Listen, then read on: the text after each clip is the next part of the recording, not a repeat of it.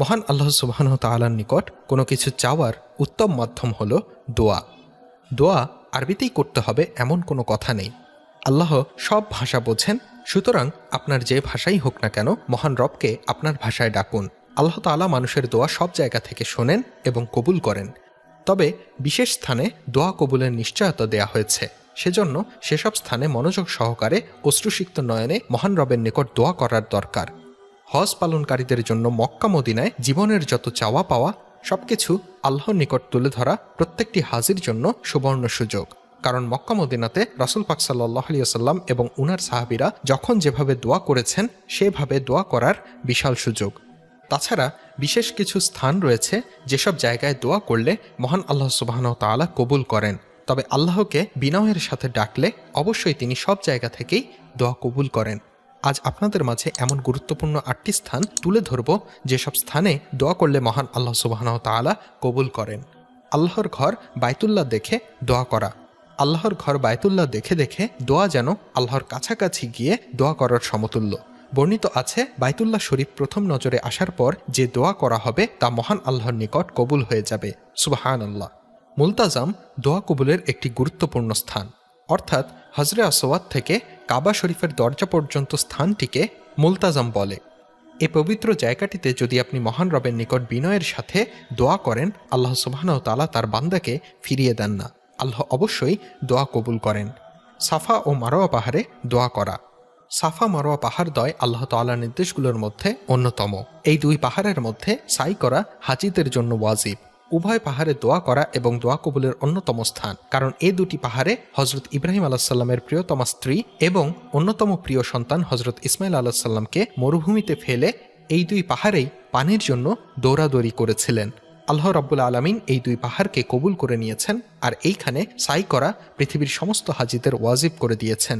প্রিয় দিনী ভাই ও বোনরা, এই পবিত্র স্থানে যে দোয়া করবেন ইনশাআল্লাহ আল্লাহ তাআলা অবশ্যই তা কবুল করবেন। আরাফার মাঠে দোয়া করা। আরাফার মাঠে আরাফার দিবসের মূল অবস্থান ও আমলি দোয়া। এদিন দোয়া মোনাজাতের গুরুত্ব অপরিসীম। জোহর ও আসরের নামাজকে জোহরের প্রথম ওয়াক্তের মধ্যে একত্রে আদায় করে নেবেন।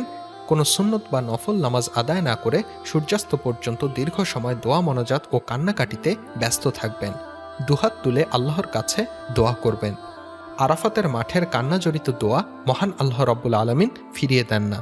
সুতরাং এ পবিত্র স্থানে বেশি বেশি দোয়া করবেন। মহান রবের নিকট মনের সব আকুতি খুলে বলবেন, আল্লাহ তাআলা আমাদের দোয়া কবুল করুন, আমিন। মুজদালিফায় দোয়া করা।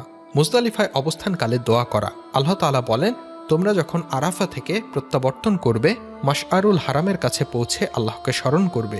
সূরা আল বাকারা 198। আমাদের নবী হযরত মুহাম্মদ সাল্লাল্লাহু আলাইহি ওয়াসাল্লাম মুজদালিফায় ফজরের নামাজ আদায়ের পর কুজা পাহাড়ের পাদদেশে গিয়ে উপস্থিত হতেন এবং সেখানেই তিনি অবস্থান করতেন। এ স্থানটি বর্তমানে মাশরুল হারাম মসজিদের সম্মুখে অবস্থিত। একবারে আকাশ পরিষ্কার হওয়া পর্যন্ত দোয়া ও মোনাজাতে মশগুল থাকতে হয়। মূলত এটি হলো মুজদালিফার মৌলিক আমল।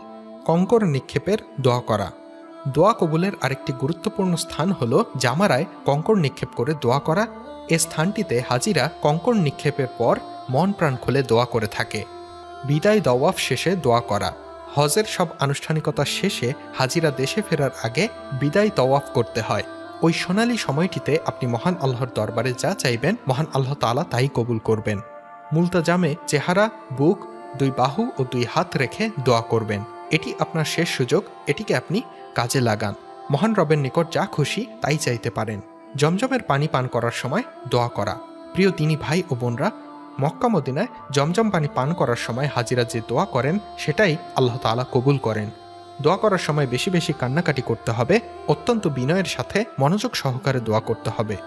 দোয়া করার সময় মহান আল্লাহর নিকট একনিষ্ঠ থাকতে হবে যেন আমরা মনোযোগ হারা না হই।